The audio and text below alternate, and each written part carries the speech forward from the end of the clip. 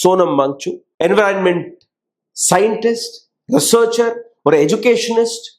அவரையும் national security NSA என்கிற ஒரு தவறான வழக்கை போட்டு 6 மாதங்கள் வரை சிக்க வைத்து சிறையில் அடைத்து வைத்த அரசாங்கம்.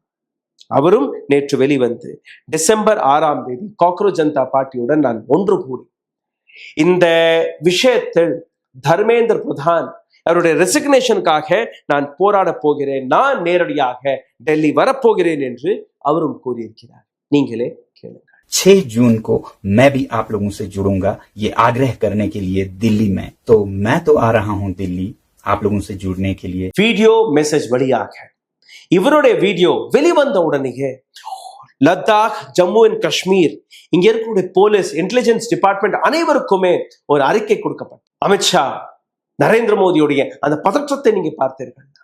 சோனம் வாங்சு அடுத்து என்ன செய்ய போகிறார், சோனம் வாங்சு அவருடன் யாரெல்லாம் வரப்போகிறார்கள் என்கிற அந்த மெசேஜை எடுக்க பார்க்கிறார்கள்.